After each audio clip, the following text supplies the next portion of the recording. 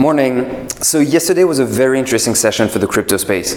We did not breach new highs, we did not test massive support or resistance level, or even move dramatically one way or the other. We did have a scare and a bounce up at an interesting level. While traditional markets turned somewhat risk off, so the S&P is down 1%, Nasdaq down 2%, gold down 1.7%, one could have assumed some contagion to affect cryptocurrencies. With the session before last taking Bitcoin down 4.5%, and then this session just now with an intraday move of minus 5%, it definitely fell that way. At the close though, the candle is green and with a long bottom wick, which is typically a bullish signal, right? It means buyers went a long way to retrace and revert the selling pressure. The question now is, are we out of the woods yet?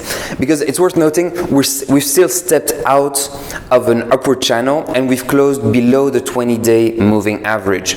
So the rest of the week is going to be critical and fascinating to see whether we keep going up or retrace further down.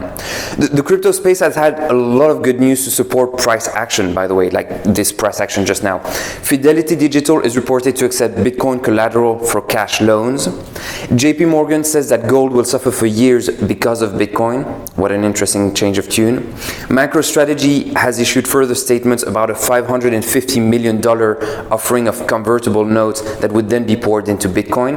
And then ING Bank discussed a crypto custody project at a Singapore fintech event. So it's very hard to be a seller in these kinds of conditions when corporates and banks keep piling in.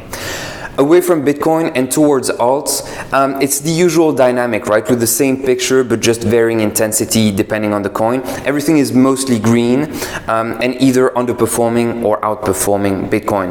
So Ethereum is closing 3.5% up after an intraday of 8% from top to bottom. Chainlink is up 4%, Cardano is up 5.5%, Stellar is up 13%, and on the session overall the Bitcoin dominance is actually down 0.5%. So that's it for me today. It's more about the kind of setup we're in and the recent move and how it's going to be playing out in the coming session. So if you haven't done so, please like, but most definitely subscribe so you can be updated. I do this every weekday, and so we can see how the price action moves in the coming days. In any case, it's going to be interesting. I wish you a great day and a great trading day.